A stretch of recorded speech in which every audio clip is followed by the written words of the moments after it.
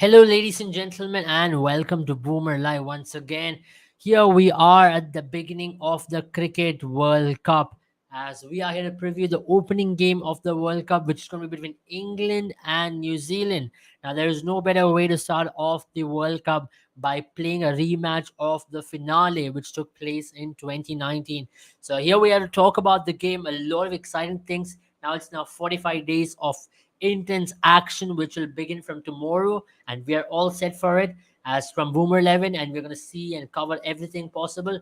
So before we get into it, do not forget you can make your teams right now on Boomer 11 and check out the predictor feature as well, because that is where we are going to make it things very exciting for you all, because you can check out our predictor. You can predict what is going to happen in the game, especially when it comes to number of sixes, number of fours, and also to add to it, you can talk about the fantasy side of things. Check out our shop with Boomer 11, where you can absolutely purchase things, enter into premium contests, and also check out our DFS feature on the fantasy app as well. So this is your opportunity. Do not forget to check it out on Boomer 11. But without further ado, let's get into this game. I mean, what better way to start out this particular game, isn't it, Jared? How excited are we heading into this?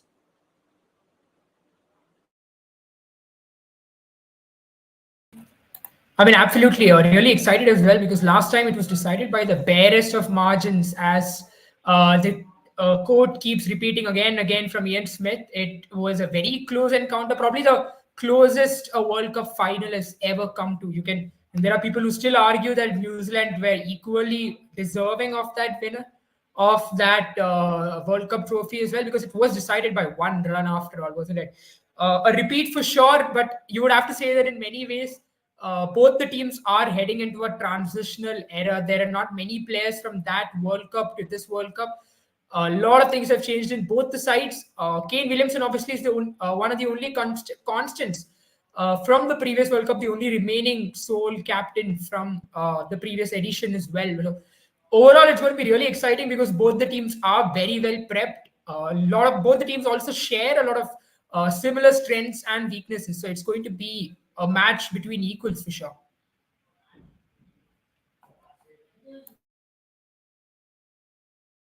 There is no better way to talk about this game than talk going back in time or talking about the game which took place 4 years ago, because that was a game which really defied ODI cricket. We spoke about super overs, repeated super overs. Then you saw things really taking a turn come that particular game. After all in the super over and all the controversy which followed after that, you can say this has to be the defining moment for cricket as well when it comes to starting up a World Cup, a one-day World Cup. People have lost interest in this one-day format for the last 4 years. Not a lot of one-day cricket has happened. Now we are back into it. You think that is going to really capture one's imaginations? Talk about that first game, because it all matters. When you talk about setting the tone. In 2011, you saw India score that massive score against Bangladesh, and that set the tone for the World Cup. Or 2015, we can talk about how Australia set the tone for the World Cup and New Zealand set the tone for the World Cup. 2019, you saw some exciting games to set the tone for the World Cup. Now, once again, in a time where ODI cricket is at its lowest, do you think that interest is going to really come in? Because what are you seeing? It is not that high for a World Cup like before. There's certainly a lot of low end ties to this where people are like, okay, it's a World Cup. We'll see what happens when the semi final comes.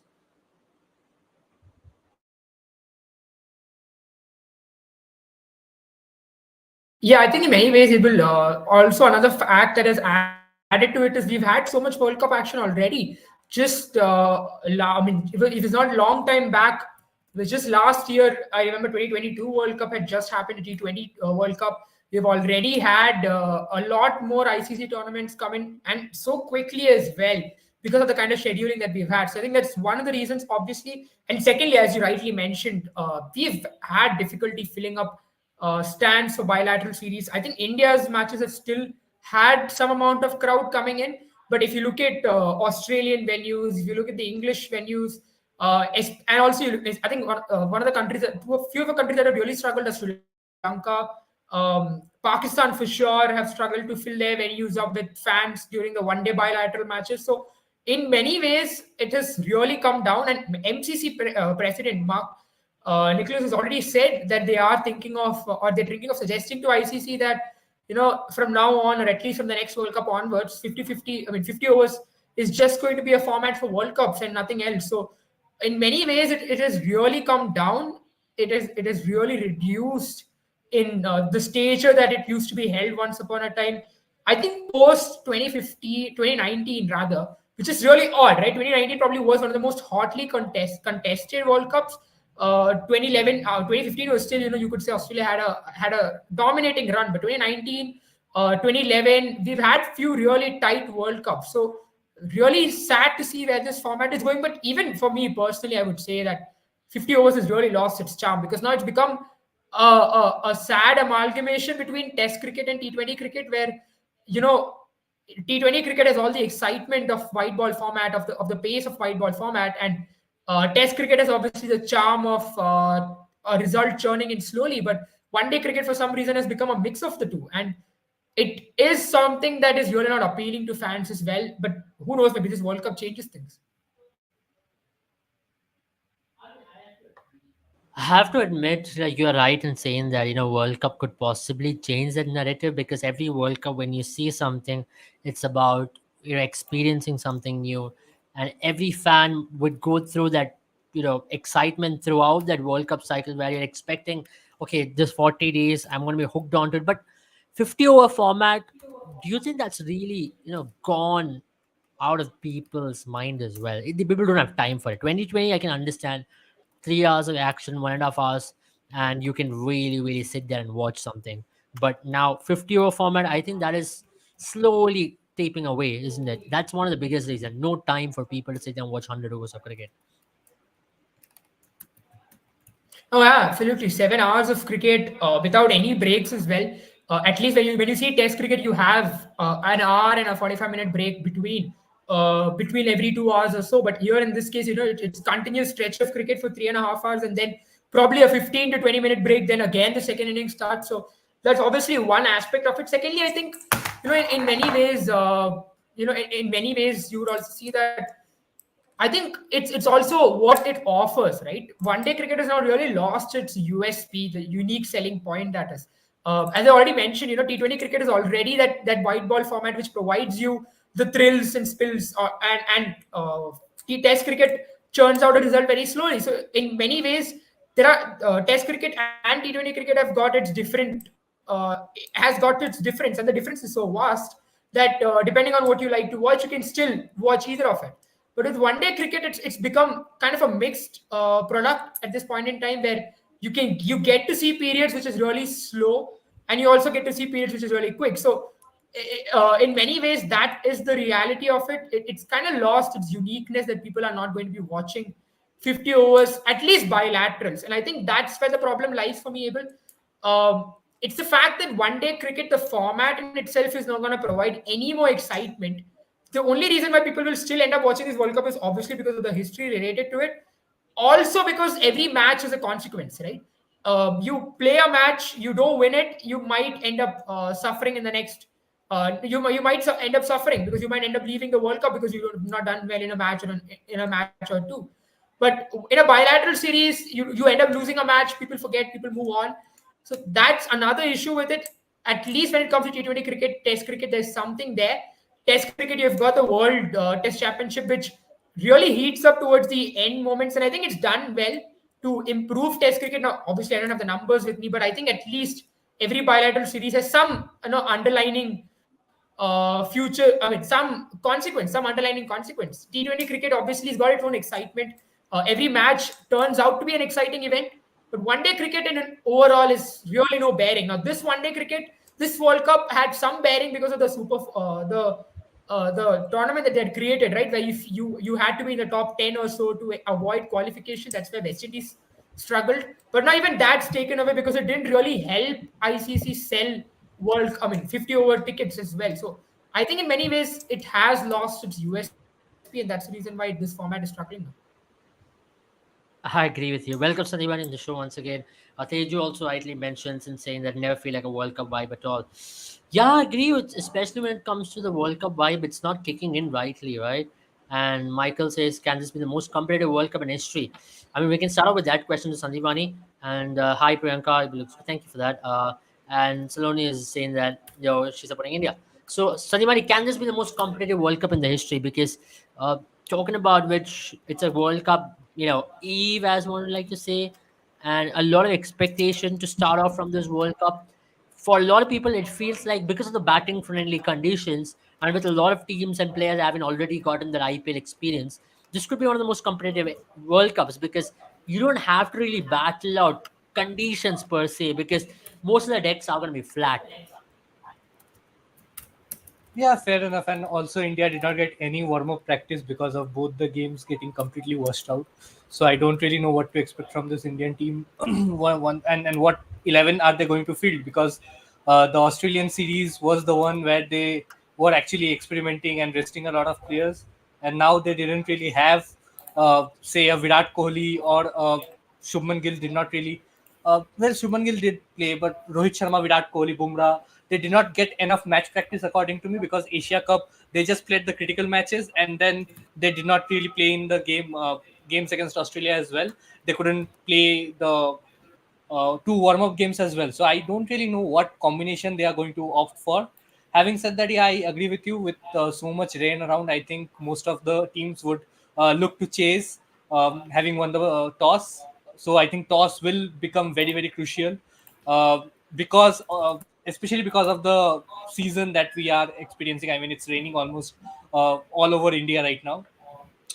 So I think that will make matches more competitive, and this will give teams like Afghanistan, Bangladesh, Sri Lanka, whom you probably will pit in that 8, 9, 10 position. They'll they'll certainly come into the game if they're chasing. As we saw, I think Rahmanullah Gurbaz absolutely went ballistic against Sri Lanka with against a proper bowling lineup, and we also saw a very high scoring game between Pakistan and Australia as well. So you can expect really high scoring games, and this rainy factor will take that favorite side out of the game. I mean, a lot of skill will go out of it with this, and I think a luck factor will play a huge role as well, which is not good for cricket. And yeah, I'm trying to be optimistic because the warm up games were also very lackluster. I mean, it was very high scoring, but you do not really have that World Cup excitement going around. I think the 2013 the 2013 Champions Trophy warm up games were more exciting than these World Cup warm up games. Be it 2013 or 2017, I think I enjoyed those games way more than what I did in the couple of games that I saw. And also the trend, I believe you can't pick a favorite. I know a lot of, I mean, all the pundits have gone ahead with picking India as one of their top four teams. And I totally believe so, but I don't see why an India or an Australia or an England should be a favorite because with this sort of weather coming in, and if you have flat tracks on a given day, you can probably see Afghanistan go on to score 350 to 400 easily.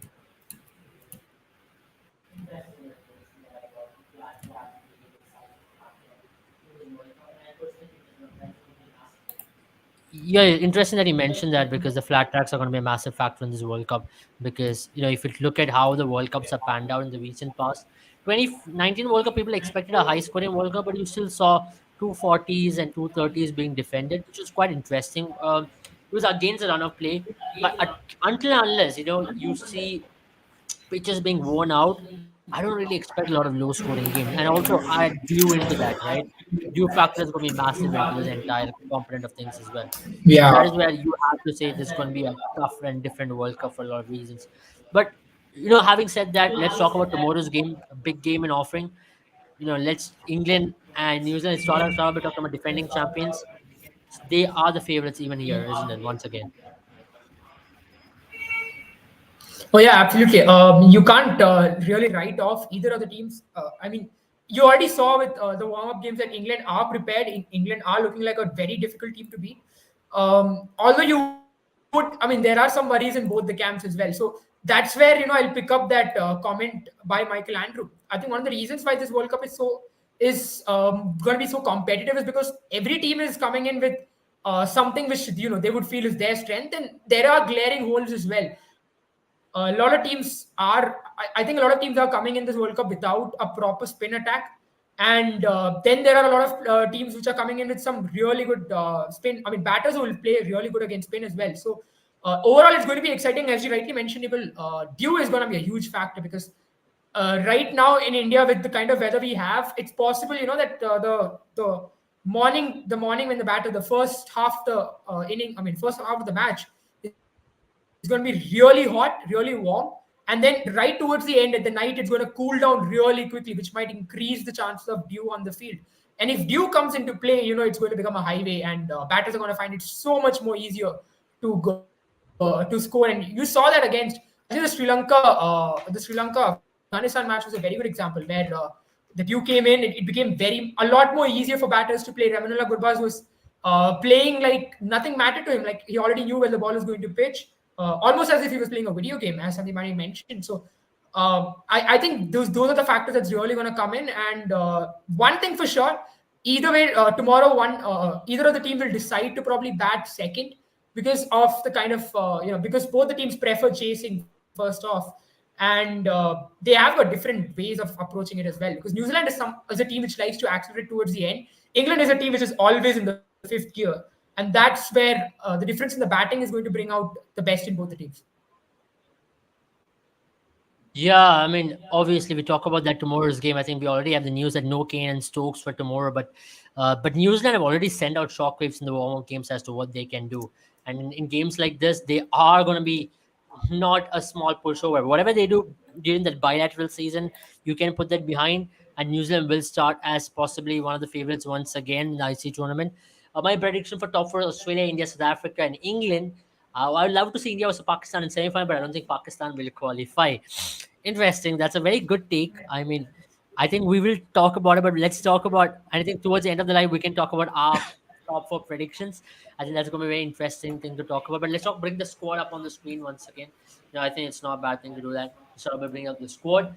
I think England's squad at this point looks the most balanced for a lot of reasons. Is Sunny Bunny now? It's obvious that they're going to have a top two of Darwin Milan, and then they're going to have Johnny Bairstow at number three. Joe Root is a shoe-in. Then number four is where the conundrum is going. I think Harry Brook will play if Ben Stokes isn't playing. And at number five, you have Josh Butler. Number six, Liam Livingston. Moeen Ali, number seven. Sam Curran, eight. Chris Wokes, nine. Mark Wood and Arthur Rashid. This could be their lineup. And this looks like a good enough lineup to go out there and win massive matches of cricket, because you already saw in that game against Bangladesh, they have got an exuberance in terms of chasing any score down, and at a very fast rate as well. And to add to that, this could be England's year once again. Yeah, I mean, when you talk about a very balanced side, I mean, I think 10 out of the 11 players that you mentioned, or probably 8 out of the 11 players that you mentioned,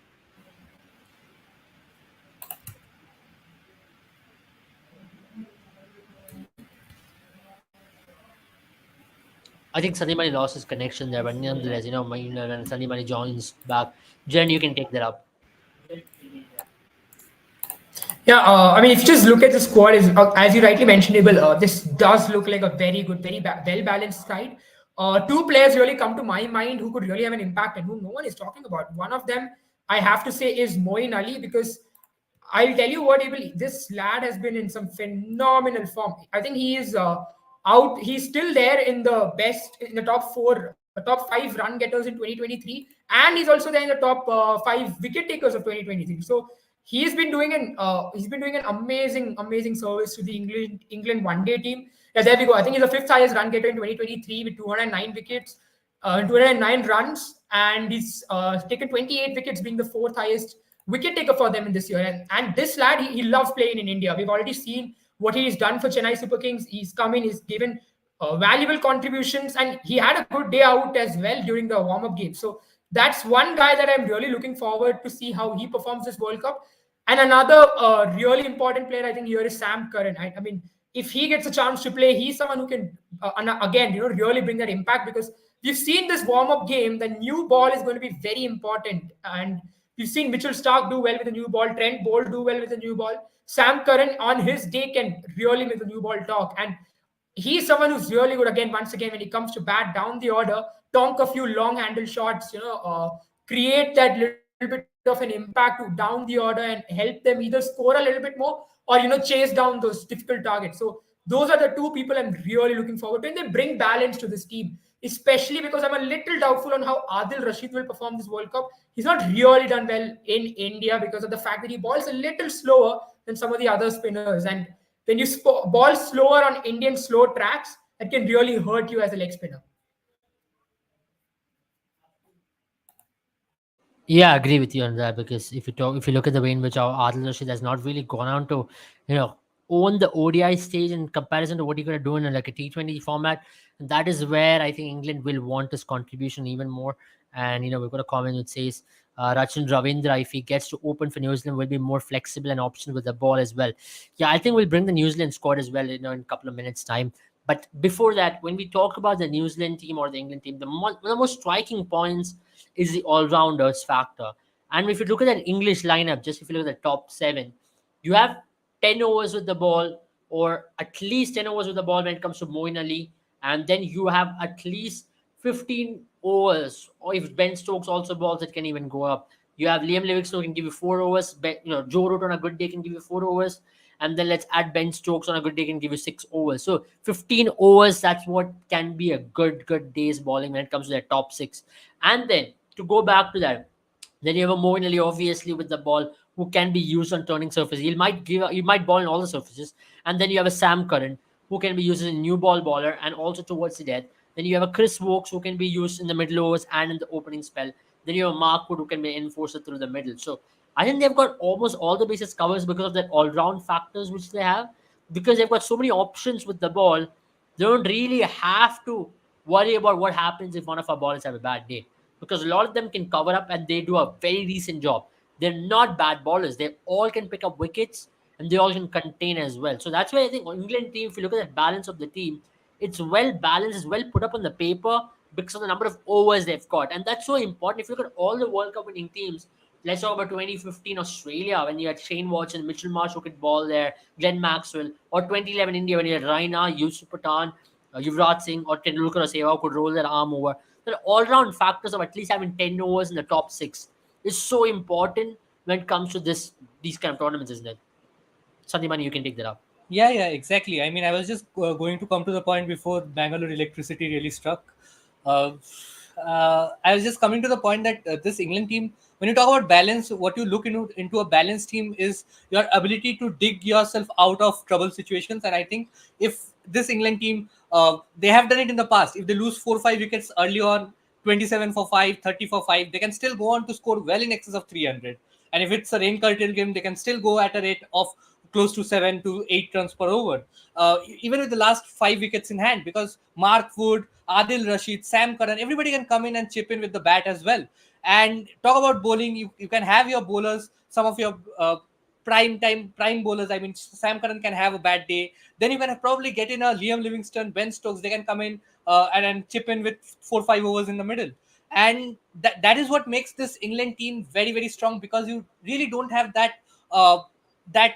factor, that ability to relax. When you play a Pakistan, you know that if you can just play that onslaught of opening fast bowlers, then you can relax in the middle, because Shadab Khan or a Mohammad Nawaz, they'll probably look to play defensive lines. You can just rotate the ball around and score at 5, 6 runs per over and then finally accelerate.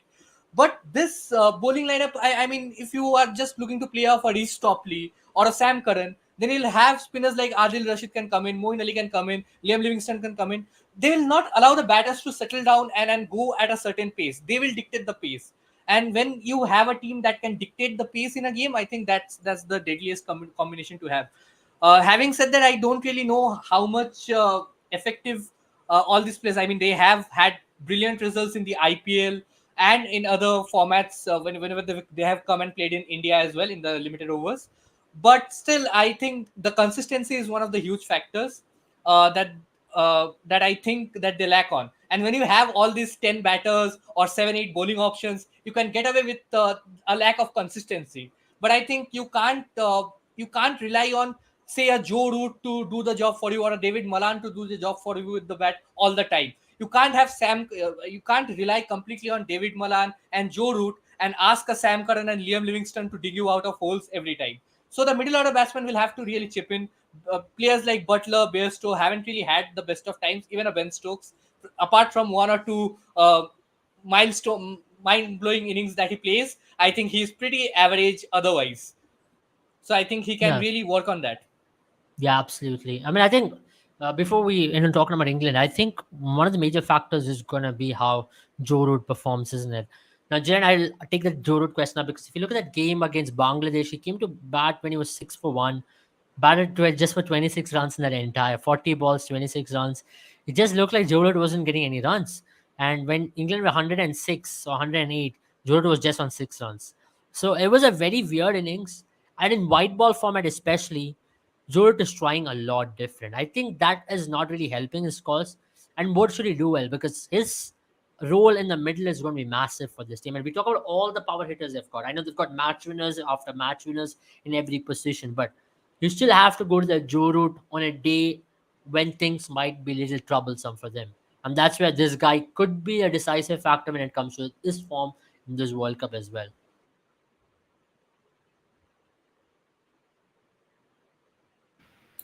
Yeah, I was just going over the batting performances of this England team in 2023 so far, and Joe Root's had an absolute shocker so far. I think his batting average is somewhere around 9 or 10. I think he's genuinely struggled, and his strike rate as well has been disappointing. I mean, from what I can see at this point in time, he's been someone who's been batting worse than the likes of Chris Wokes and Sam Curran and some of the other bowling all rounders, you would say. So for England to really perform well, you need this guy because he is the rock of their batting, and especially when they lose early wickets, when they aren't in the position to accelerate like they like to do. Joe Root is that one player who gives them that foundation, and probably only player who can play the long innings, carry his bat throughout the match once he enters. But so far in 2023, he has struggled a lot. And I think in many ways, you would also have to say that Joe Root, as you rightly mentioned, is someone who struggled a little bit ever since, they've tried to become uber aggressive, try and score 360. Because I still believe Joe Root, if he bats at 80, 85, 90 strike rate, he can cover it up, once he crosses at 40, 50 ball mark. He's someone who can find boundary balls. He's someone who can still play those shots and score runs. He doesn't need to do a lot of fancy, batting work that some the likes of Butler or likes of Harry Brook or someone who tries to score boundary every over. I think that's not him. And I really hope that England management has told him that it's okay, lad. You can bat as you want to, as long as you're getting those runs for us, because he's not someone who's going to get stuck in one place. He can still bat at 100, 80, 85 strike rate, and then once he gets set, he can really go berserk as well. So, little disappointed that he's trying a little bit too much, and I genuinely hope that he comes back to the Joe Root that we know, because you need England to England needs him, especially on a bad day, on tracks like these where a new ball is going to do a little bit, especially when they're chasing. Yeah, definitely. I'm totally in agreement with that as well. Won't be surprised if Root gets dropped in England or are ruthless. I mean, I think that's a high possibility, to be very honest.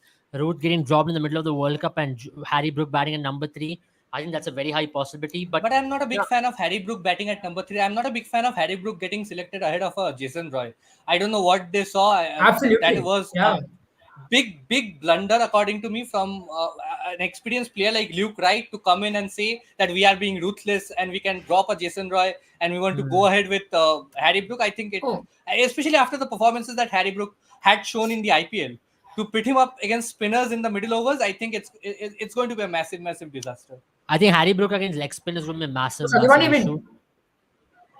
It's a shocker for me, because I can understand if Harry Brook was doing way better than Jason Roy, but Jason Roy has been in phenomenal form. I mean, I know he's not really brought the bowling attack.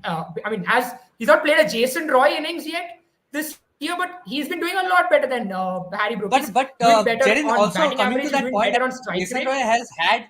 Yeah, I think Jason Roy has had a much better performance than Johnny Bairstow. I think Bairstow is actually struggling with form. He's struggling with injuries, back-to-back injuries. He's coming back from an injury. He's getting injured again. So I think if they could have probably taken a ruthless call, they could have taken it against a Bairstow who hasn't really shown what he can do in the last 2-3 years. I can't remember a spectacular Bairstow knock in the last 2 years. But if you ask me, I can. on the back of my mind, I can say 2-3 knocks from Jason Roy that has really dug his team out of the hole. Harry Brook is the player of the year for England. Oh yeah, I I mean, mean, he has been great in conditions which definitely favor his style of play, and especially in test format. I think we still are confusing what Harry Brook has done in test format with what he's doing in one day format. But I agree. I mean, he's very exciting for sure. And he played that 100, what he did against Kolkata Knight Riders. I think Sadiban is fresh of that. He'll remember that for sure. That 100, which is against Kolkata Knight Riders, has been the only 100 which you will know about it. That was the only performance. And after that, my we had favorite. that. Yeah, he was Yeah, very cocky about coming out and I mean, saying yeah, this is for. Yeah, this is something which I do. my But I was very favorite part surprised about that that very tough is kid. well, my favorite part about that Abel was that throughout the IPL, he only decided to show up against Sandipani's team. After that and before that, he was nowhere there. And I mean, I'll agree with what Sandipani said because both Bairstow and Root has had absolutely shocking 2023. If you had to make a ruthless call, you had to drop either one of them and include Jason Roy. I think the explanation that the board gave was Jason Roy is having fitness issues. But if he is fit to play, you could have included. It's not like ICC is very strict with the squads. Once someone gets injured, you don't get a replacement. That is just a joke of a decision. I think it's the Harry Brook hype, like you mentioned, Abel, that's really carried him to the World Cup. Nothing against him. He has Absolutely. potential, but I don't know if this World Cup selection is No, no, merit other than absolutely. I hype. think he has extreme potential, and I think we'll get to see Harry Brooks' entire range of strokes against Pakistan. I think Liam Livingston, Harry Brooks, they are going to get lots of runs against Pakistan.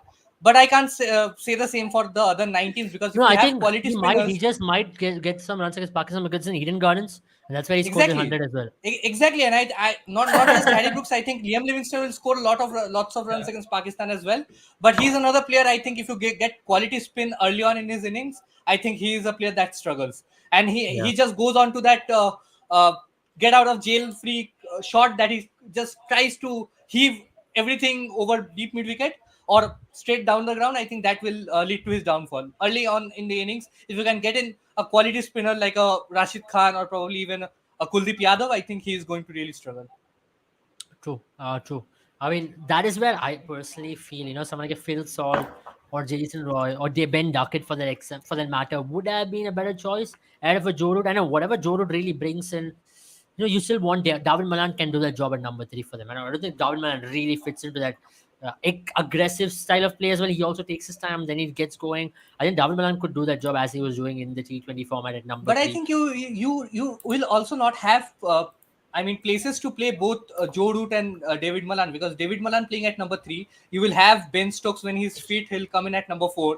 Then you have a Moeen Ali, you have a wicket you have Josh Butler definitely, and Liam Livingston at number 7, followed by Sam Curran and the bowlers. So I don't Yeah. really find a place where Joe Root and David Malan can both fit into the same ecosystem. Yeah, That I can only think happen if David Malan is pushed into the top of the order, which I is think going to be another blunder as well. England's biggest issue is going to be that, to be very honest, in comparison to 2019 World Cup, they're a strong opening pair. You saw that in big games, semi-final against Australia All the or games, I against think India. Bairstow and Jason Roy did a spectacular job in all the games. The opening partnership is what took the game that took the game away. And if they were chasing small totals, then probably the middle order or the top middle order were, I mean, a David Malan or a Joe Root was coming in, playing in a couple of balls. And this Jason Roy decision was as baffling as probably exempting Alex Helms. Uh, Yeah, Different reasons, but I think I can draw parallels to that. Both horrible calls. true. But having said that, I think we'll talk about New Zealand now. I mean, England team, they still look a very strong team, regardless of what's a Jason Roy decision or not. If Bairstow can hit some really good form in between the World Cup, England would want nothing else but that. But let's look at the New Zealand team. I think we can bring them on the screen. We already did speak about them.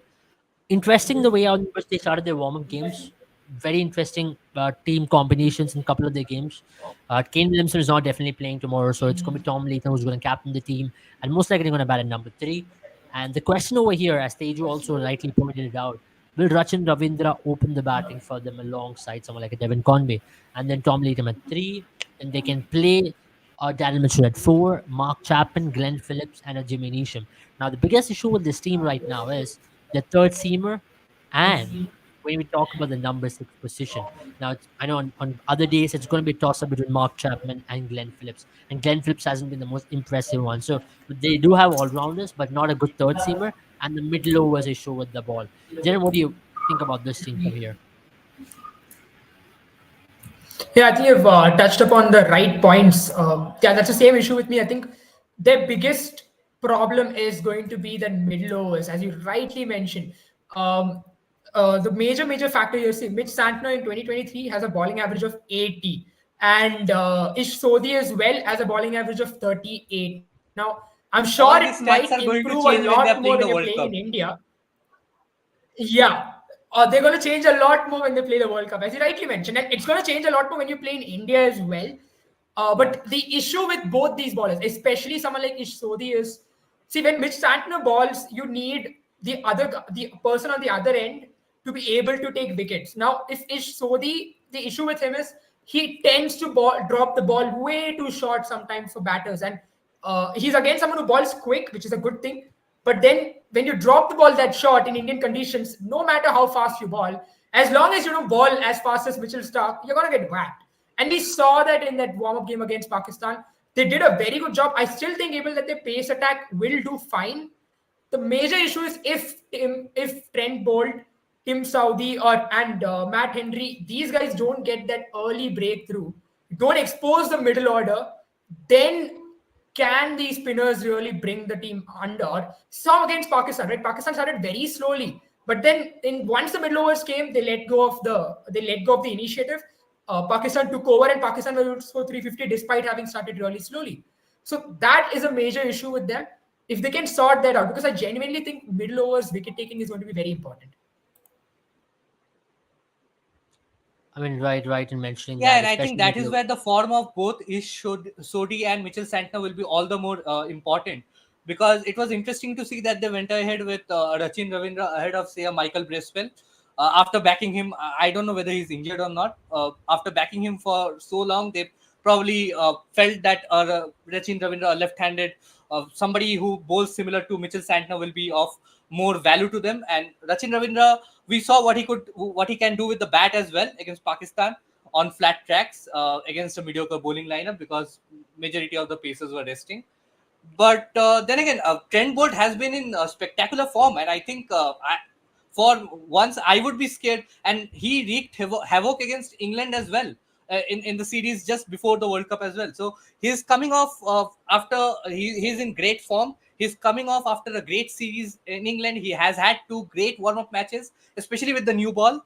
And I think if we can get into rhythm, I think picking up 2-3 early wickets is going to be very, very important. I definitely feel Ish Sodhi and Mitchell Santner are going to do a better job, because guys, this is the ICC. This is an ICC tournament, and we know how New Zealand spinners turn up in India for ICC tournaments, especially Yeah, against India.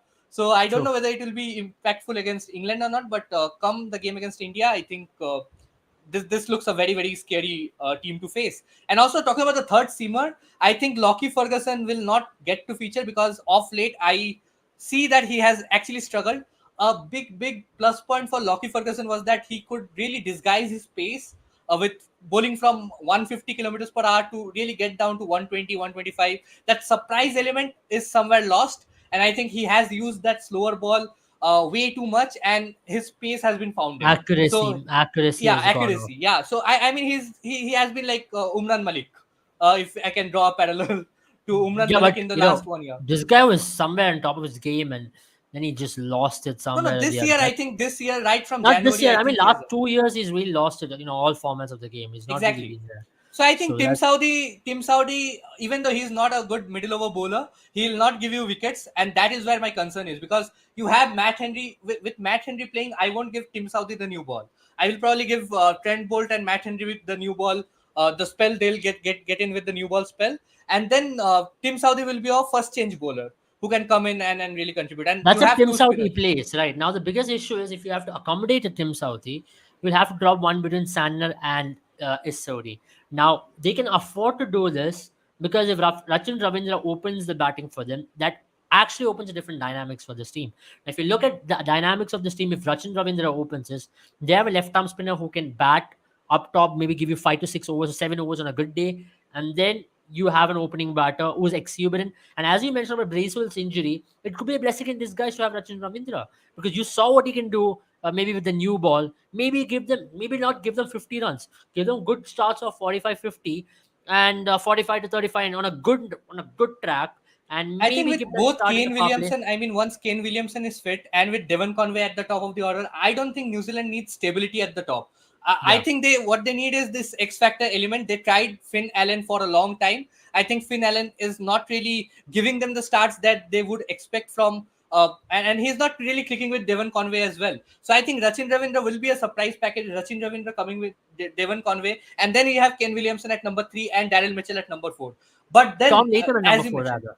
Tom Latham at number 4, Daryl Mitchell at number 5. But then the concern that you rightly pointed out, the middle order. I think apart from Daryl Mitchell, nobody has really had a great season. I think you can probably specify 1 or 2 knocks of Mark Chapman here and there, because Yeah. he has been touring a lot. A lot of the senior players have taken rest in few of the prior series, and Mark Chapman has got that opportunity. But apart from that, I think Tom Latham for once hasn't really got that innings. I think Tom Latham is another player who is really impactful against India. But if it's not India, I haven't seen Tom Latham play a really impactful ODI knock in a Yeah. long, long time. True. And I also think he's batting late, way too late in that middle order. Number 4, I still don't think is an ideal person. I still think he should open the batting. That's my Also, personal opinion. I'll just add to it Glenn Phillips. I think a player who had shown so much promise early on in his career. I think he hasn't really. I mean, people were pitting him up with somebody like a Liam Livingston. He has that power hitting game of a Liam Livingston. He can change the course of the game in 7 balls or 10 balls. He can hit 4, 5, 6s. But the problem is, once again, consistency. When you need him to fire, he's not firing. And Glenn Phillips hasn't really had that impactful knock in a long, long time for me as well. Absolutely. Now, if you look at the practice game, there are two different players who did well. One was David Conway, one was Rachin Ravindra. One game, you didn't see that Rachin Ravindra open the batting. So there's a lot of confusion as to who's going to really open the batting at the end of the day. Is it going to be Rachin Ravindra or Will Young? It's another player who we have to talk about. As Sandeep rightly mentioned, Jaren, when we talk about the New Zealand team, they have stability, but they need that X factorness. And I don't think Will Young will provide that X factorness. Maybe Rachin Ravindra does, right? I have to say one thing though, Sandeep, that's the fact about New Zealand cricket, right? They never come into a World Cup with an X factor. If they have always players who will score 30 to 40 runs every 50 over match, and they'll end up at 350. And then they have bowlers who will pick up. I mean, probably except for Trent Bolt. If you look at this bowling lineup, you'll see everyone pick up, just enough wicket, 1 wicket, 2 wicket, the team is all out before you realize. And that's what they are. They are a team which don't need an X factor. I think New Zealand in itself is a bigger X factor. They form that X together. Just talking about some of the points you mentioned, right? Even it's a very interesting fact. Rachin Ravindra has a better bowling average than Ish Sodhi and Mitch Santner.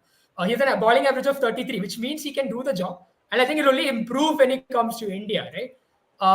But the issue with him has been, though, just like someone like Mark Chapman, he has not been as consistent as you would like in this year, and in the past as well with the bat. Now you need Rachin Ravindra to perform with the bat. Whatever gives you with the ball is a bonus. That's probably where Will Young hasn't done bad. He's the third highest run getter for them.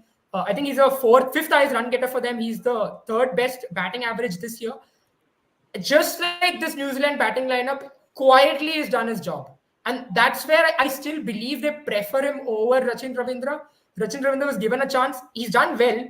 But then in the second warm-up, you saw Will Young do a decent job as well. So I still believe Rachin Ravindra features in that England match, and then he might not play unless they realize tactically, like what Abel mentioned, they need a Tim Southee. And I'll tell you why they need a Tim Southee. Because I was just going over the death bowling of New Zealand. Now, this is a factor which really hurts them a lot. Just going over the death bowling, there are not many bowlers who do well in death. Trent Bolt has done exceptionally well this year in death ball when it comes to the last 10 overs, picking up, and he's been bowling so well that his average has been so good. It's been, I think, around 2 or 5 or 6, something like that. And his bowling economy is also pretty good. It's exceptional bowling. But remove him, and you see Ferguson going at 6.87. You see Henry going at 7.39. Now, this is a bowling average which is average where you would, I mean, this is not bowling average, but rather bowling economy rate where you would say that he's not done well. Average is also in the high 30s, because genuinely you see in the last 10 overs the average drops a lot more than when you ball in the middle overs or you ball in the power play. So their issue is the death bowling as well, and that's why probably Team Saudi can do a But little then again, bit better. I don't I think know his Team Saudi economy rate adds is value high. to that bowling, because I mean No, he but has in India traveled he's for done that. well, Sandipani. Yeah, Yeah, he slower travels for a conditions. I lot think more he's a better runs. bowler. But what he does is he gives you wickets. He gives you wickets, but he travels for runs because their other options are Daryl Mitchell, their other options are Lockie Ferguson and Matt Henry, who are all traveling and not getting wickets. So you at least get wickets when it comes to Team Saudi, and you can See, probably I look at think someone like with the Trent new Bolt to be rules coming into restrictive. play, I think players can be, I mean, teams can be a bit smart on how to use the spinners. Because I feel with the third power play phase, that is the overs 41 from 50, when you can have five players outside the 30-yard circle, it is much more easier to get in spinners. I mean, it's a wrong concept that only pacers can come in the death overs and do the job for you. I think if a spinner is bowling well, you can just hold 2-3 overs of the spinner for the overs between 40 to 50 as well, because you will have much more protection out in the deep. And also you can go for favorable matchups, because I don't think it will be a bad option to hold Ish Sodhi back if you have players like Liam Livingston or Johnny Bairstow playing in the death overs. I think he can come in, he can probably chip in and get in 1 or 2 wickets, because players are going to target no matter which bowler is coming into bowl. No matter, even if it's a Loki Ferguson, even if it's a Trent Bolt, they are going to go after that bowler. So might as well take a gamble and get in a Isodi or 1 over from Mitchell Santner in between when you have favorable matchups. I think that is the way to go, because this earlier the concept was you had batting power play where they could only have probably two players outside the 30-yard circle, and then probably spinners were way lesser effective than what they Absolutely. can be in this new rule. So you can probably hold 3 to 4 overs back from spinners as well in that 40 to 50 over period. And players like Thikshana will do a great, decent enough job in the last phase of the game. Absolutely. Finally, before we end, quickly, one word from you all, and especially when I have to pick a player for X Factor. Jen, I'll start out with you. One X Factor player for tomorrow's contest, and after that, I can go to Sandeepani. Yeah, I think for me, I've already mentioned his name before. I think for me, it's going to be Moeen Ali, because I still feel, with the kind of batting that New Zealand has got, and the kind of experience that he has in India, he can be a very important player because he's equally skilled with the ball and the bat, and he's someone who can go after the likes of Ish Sodhi and Mitch Santner, because the ball comes right into his arc. And with the kind of batting he has against spinners in the middle overs, he's going to be a key player for England and probably the player who decides tomorrow's game. Okay, Sandeepani, one X Factor player, quickly. I think Liam Livingston for sure, because yeah, I mean, I would have gone with either Moeen Ali or Liam Livingston. With so many options to choose from in this all-rounder department of this England team, you can really go ahead with any of the players and they can turn out to be the X factor player. But I think Liam Livingston has had great results against New Zealand in the past, and if he can just tackle the early on phase and does not give his wicket cheaply to a Trent Bolt or a Matt Henry, I think he can really come in and exploit the New Zealand's lack of dead bowling options, like you spoke. Yeah, absolutely. Finally, before we end, I'll just show you the team to watch out for, the combined 11 or the fantasy 11, which you can actually try it out.